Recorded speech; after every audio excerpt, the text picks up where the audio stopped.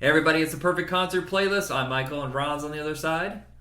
Welcome. Alright, this episode is about roots rock. Roots rock was very, very big in the UK. The last episode was by UK singer-songwriters, and those guys did kind of touch on to that era. I don't know what it was that the UK teenagers, they either went punk or they went rockabilly. And if you look kind of at rockabilly, it is early punk. It was kind of like, flipping a booger at the system. And, That's one way to put it. Stray Cats, I think, were the biggest of the bunch. And I could have had them on this list, but I didn't.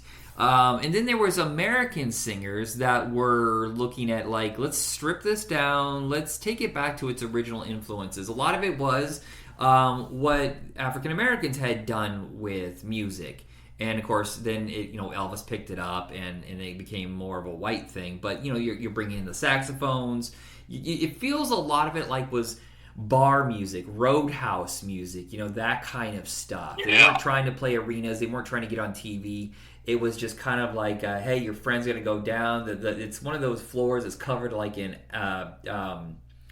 what is it? Sawdust, that kind of thing. And just kicking back with some beers, and you walk home at night because it's a small town in the in the South or something like that. This is what the music was kind of going for, and it was kind of nationwide. Besides just England, you had guys in Jersey, you had Springsteen. You have in the '80s guys even modifying on top of this sound, and with Mellencamp, and then in Canada we have Bryan Adams. That stuff's come in the '80s where it's just taking roots rock, but just a step further. And then you have like Huey Lewis, Eddie Money, stuff like that, Jay Giles Band. But this is the real stripped down. This stuff sounds like it's straight out of the late 50s, early 60s. Yep, definitely. All right, so like I have... wanted to throw... What's that? Wanted to throw Huey on this list, but he just didn't quite fit the... Yeah, I have him next because of his evolution in the 80s. He didn't really fit. But I have a whole episode about bar bands. So we had 5 or 6 people to choose from. You and I were discussing the difference between roots rock and Americana. They're kind of lumped together. Americana, I think, is a little less saxophony, a little less blues infused, and more country and folk infused. Okay. Yeah, but a lot of people put them together because it's very stripped down retro sound. See, the Americana is where I would... When I try to think of it, like Americana, I knew what that was. Yeah. I wasn't making the connection with roots rock until you cleared me up on that one. Yeah. But. Well, and you had somebody who I have never listened to before, Steve Earle.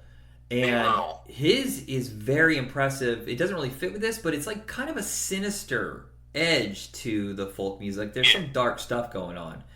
You want to talk about, something you would hear in a pub, it'd be that kind of music. Yeah. Copperhead Road. Wow.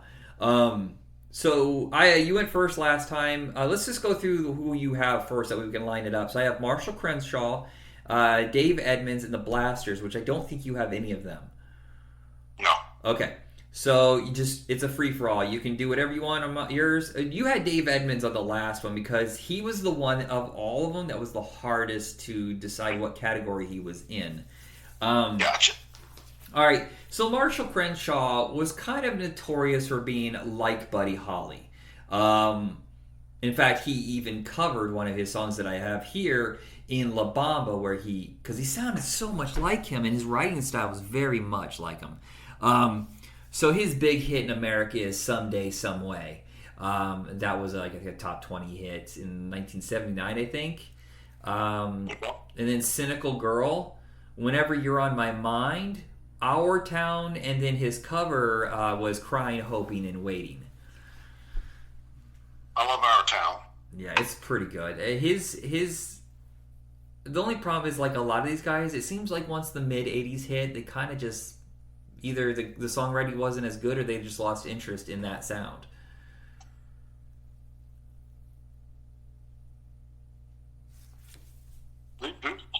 What happened? All right, so who is your first? My first, I have John Hiatt. I think I pulled a couple off the list that were not, like, I had a hard time getting this list going, unfortunately. But But once you get cleared me up on a couple things, it kind of changed it around. I literally had like 3 other groups on this list that I pulled off and changed for somebody else. Who did you have? I'm curious. Huh? Who did you have on your list? I'm curious. Who did I have? I wanted to go with Mark Knopfler. Okay. Which might have worked. Yeah, I was going to say Mark Knopfler on his own, but I always lump him in his main band, Dire Straits, which, in the 80s, we're going to definitely be, somehow, he's going to be lumped in with somebody else. Right. Well, as I was listening to his stuff, he's got a lot of great stuff, but and he did a few things like Chet Atkins style type of music, what have you. I didn't realize until I was doing this list that he's a finger picker. Oh, okay. All the electric guitar stuff, he's finger picking all that. Like, what? Really? Wow, I had no idea.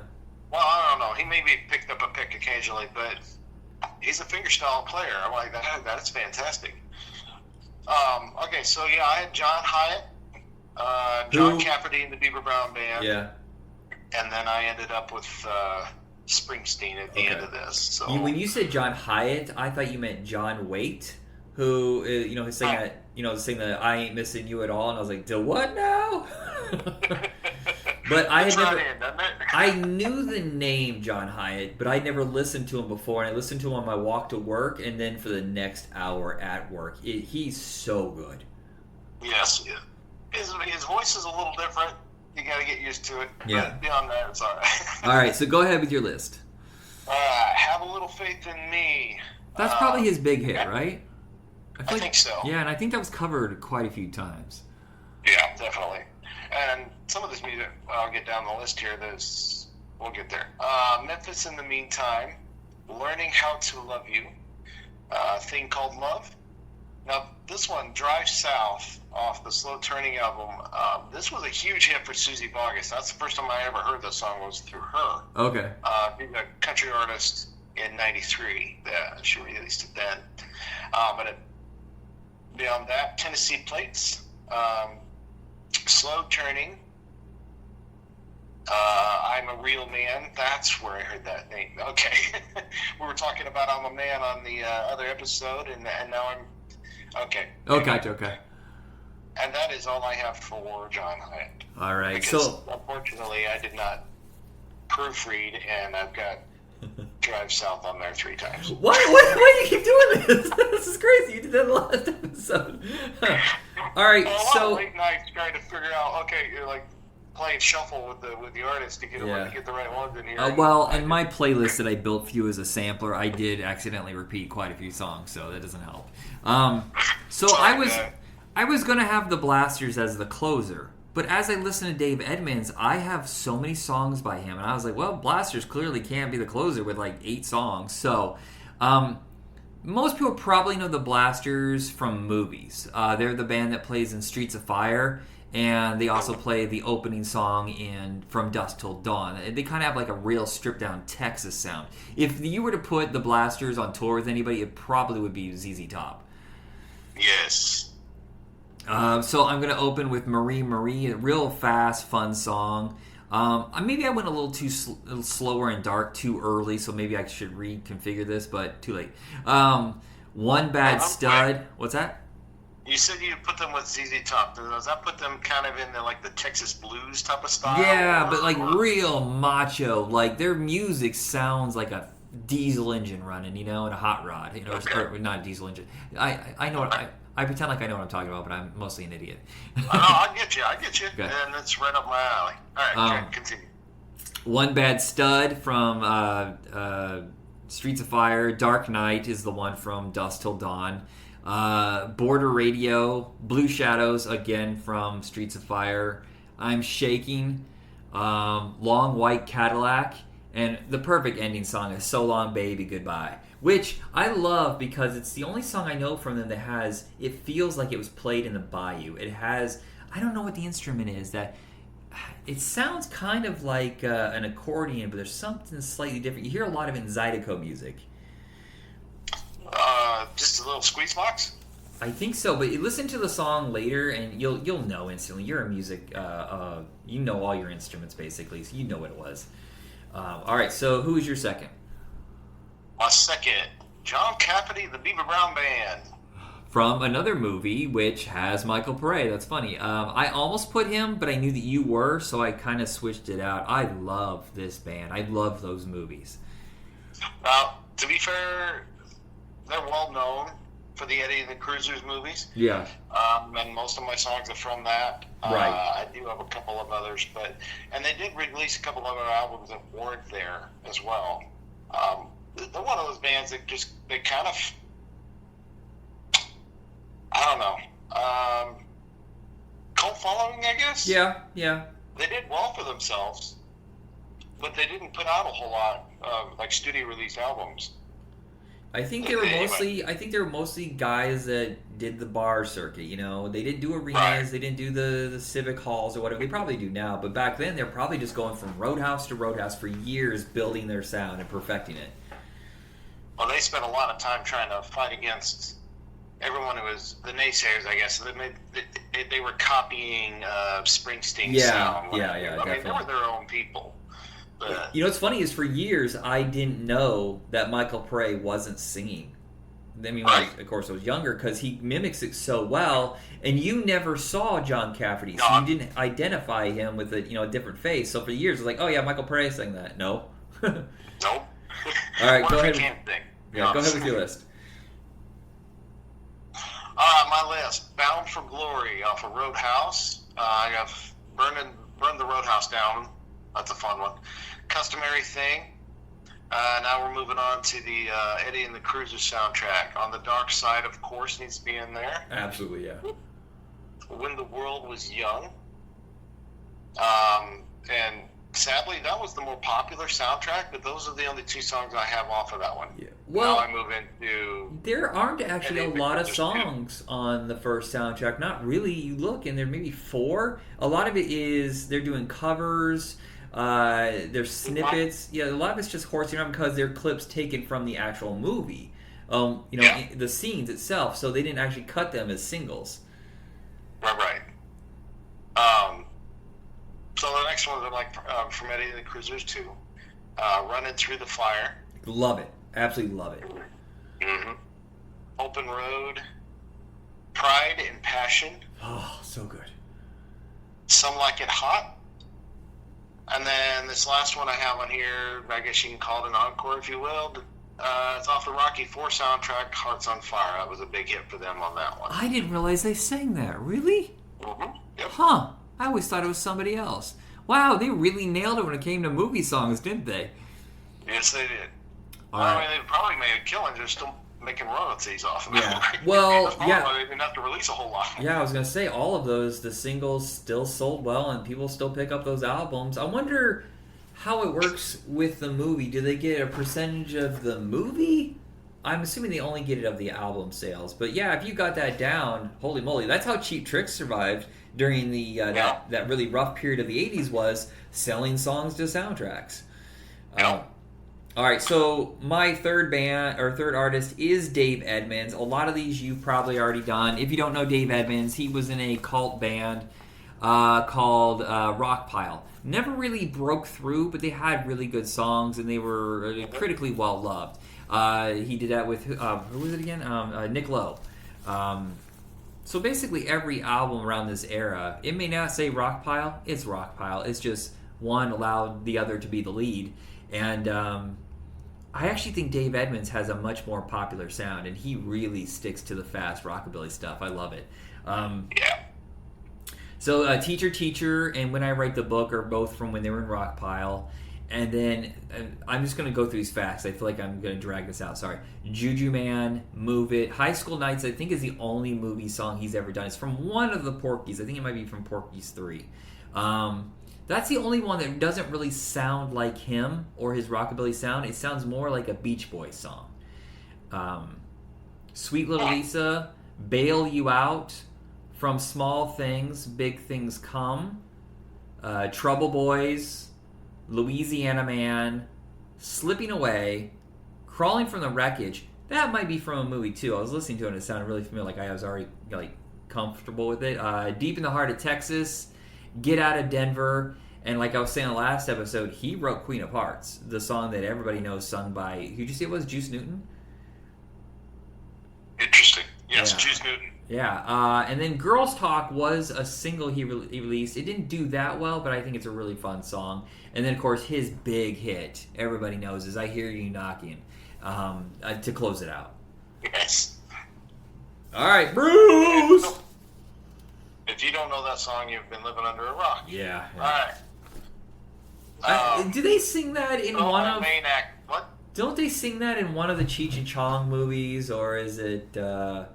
maybe it was Senior Trip, and Chong's really high, whatever, driving the bus. Yeah, it was that, because the teacher wants to get into the bus on their senior trip, and he goes, I hear you knocking, but you can't come in, man. Or something, something like that.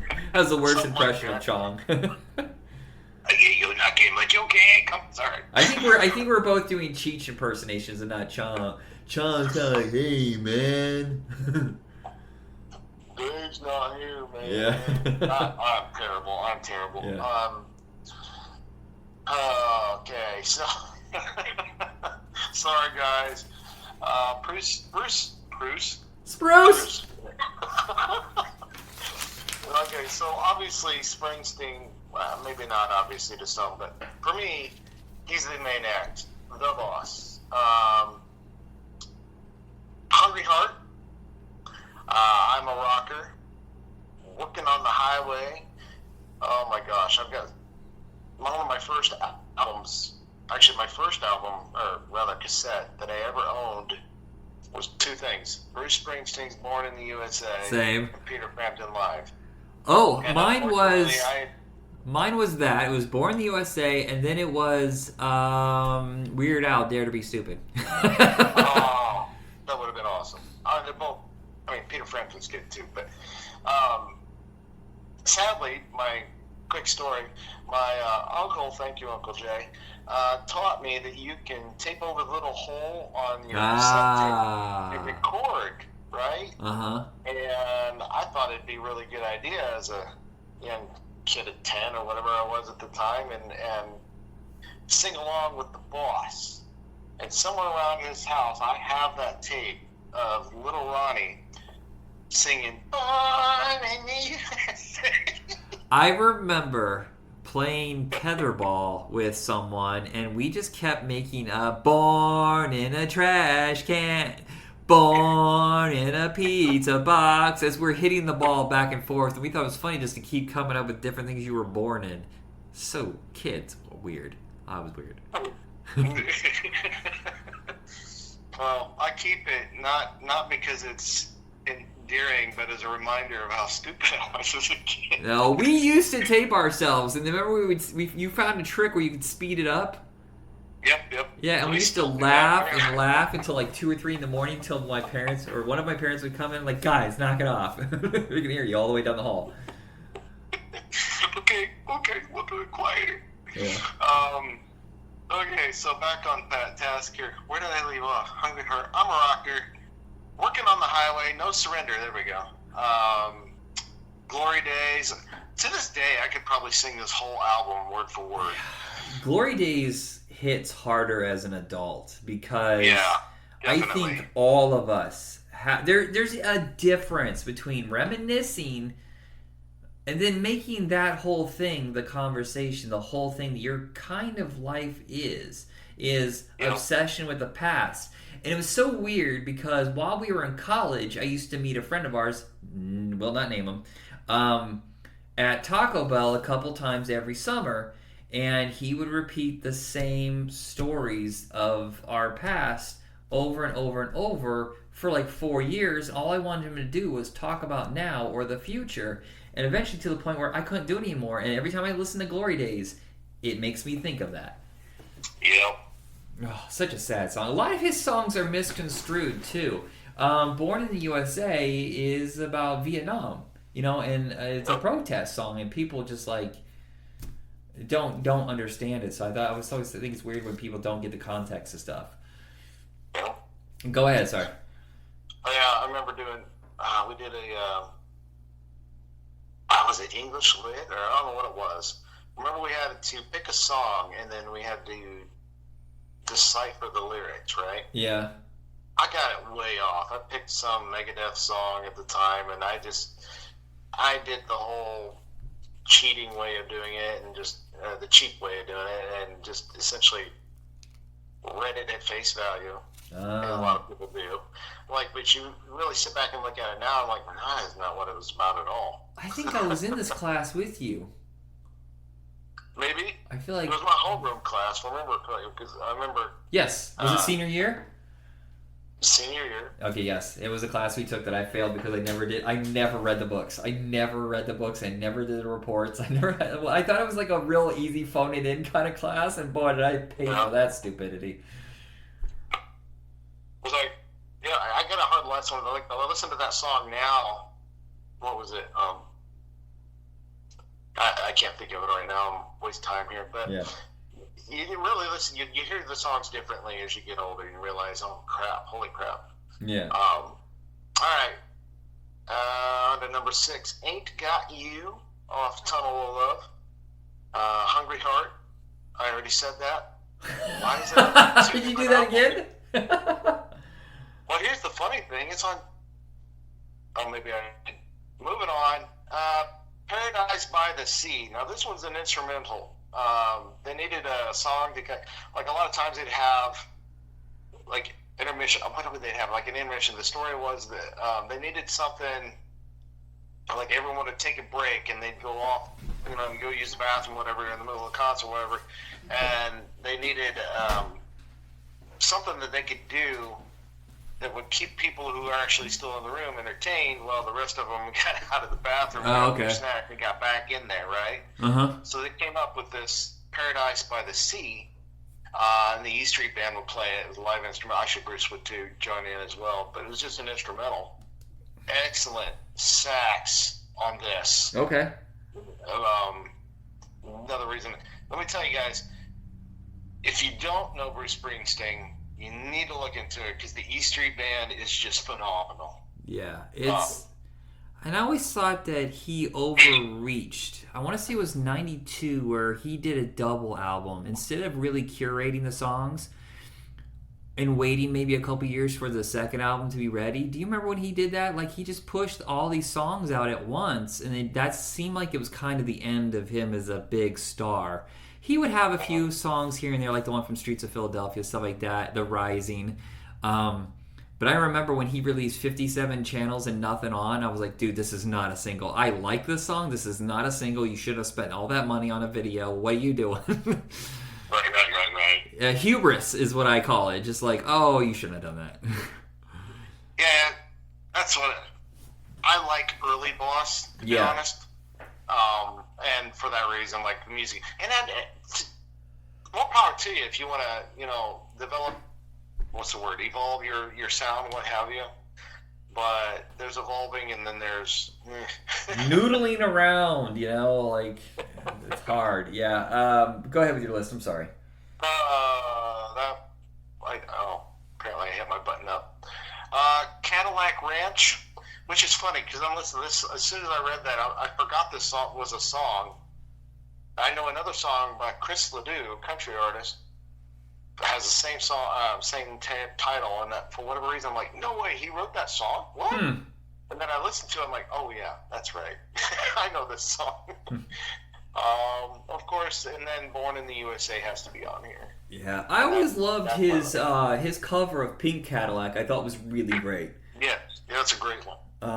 There is once he hit it big with Born in the USA, it seemed like he kind of tried to move away from kind of the bar sound, the Jersey sound, and tried to be more like, trying to hit number one. And I think that's kind of like, that can get in your way. It really get in the way of success. You're constantly chasing the hits instead of making the music that's closest to you, which I think by the mid-90s he was going back to doing. He realized, oh, no, I need to strip this down and go back. Right. And I feel like the audience knows. Yeah. If it's not really, really coming from your heart, they're going to know. Yeah. Especially when you have such a strong following. I mean, people obsess about Bruce like the way they do about Sinatra, that kind of thing. So I am. There's one song that they released that doesn't really fit into this genre. Mm-hmm. It's Christmas tune, but Santa Claus is coming to town. Oh, you mean the ones that sound like his head's gonna pop off because he's singing? Yeah. It's like, Yeah. Yeah. Scanners, for real. But anyway, alright, that's my list. Alright, so that's the end of this episode. I am giving the reins to him on the next one. He's going to help me guide an episode of 80's country. Whew. I'm mature enough to let this happen, because if you knew me 25 years ago, you would know how I freaked out about country and how immature I was. But as I've gotten older, I truly appreciate a lot of what the genre has to represent. Glad to hear that. Alrighty, No, kids. That's not to say there isn't a few out there that just kind of aren't worth your time. But Yeah. Oh, I will not listen to country now. It's all hip hop to me now. So, Yep. all right, and I love hip hop, but not that kind of hip hop. All right, everybody. Story for the next episode. Yeah, So. that is it. Thank you for listening, and Ron, send us out. Y'all take it easy. Be kind.